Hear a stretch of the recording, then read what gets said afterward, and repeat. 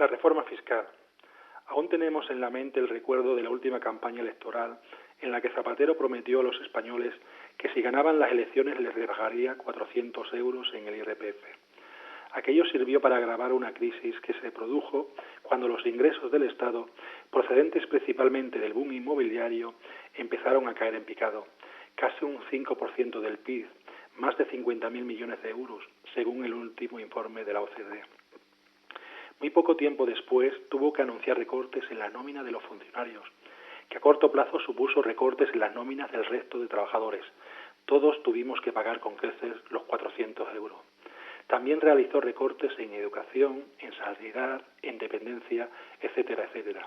Posteriormente, el gobierno del PP siguió el mismo camino y disminuyó de forma brutal el gasto en esas mismas partidas. Pero además de ello tuvo que subir el IRPF, algo que no estaba en su ADN. Por eso, ahora que la economía empieza a crecer un poco, a este gobierno se le ocurre que lo más importante es la reforma fiscal, bajando el IRPF y el impuesto de sociedades. Estos dos impuestos son los más progresivos, es decir, pagan más los que más tienen. Por ese motivo, la reforma supondrá bajar más a los más ricos. Entonces, el crecimiento de la economía no va a servir para mejorar la sanidad, que tanto han maltratado, ni la educación, que están despreciando, ni va a reactivar la ley de dependencia, congelada por la crisis. Nada de eso. Van a devolver el dinero a los que más tienen.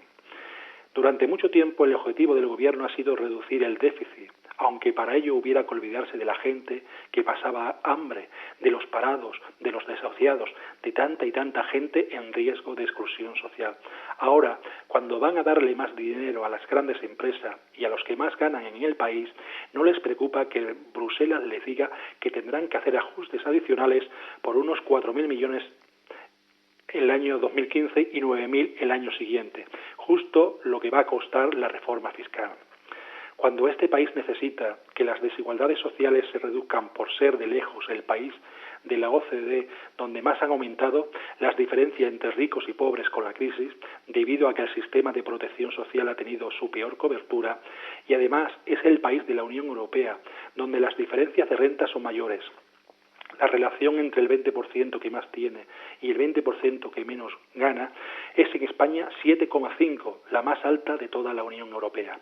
A este gobierno se le ocurre una reforma fiscal que pretende bajar la recaudación en IRPF e impuestos sociedades, siendo estos los dos impuestos que más ayudan a reducir las desigualdades sociales. La mayoría de los trabajadores, los que rondan el salario medio en España, verán que la rebaja es muy pequeña. Además, tendrán que soportar sobre su cabeza una espada de Damocles, en el sentido de que si no se cumple el objetivo del déficit, serán ellos quienes lo paguen, viendo cómo se les disminuye la protección por desempleo, pagando más los medicamentos, mayores dificultades en la beca de sus hijos, subidas del IVA del 4 o el 10% al 21%, etcétera, etcétera.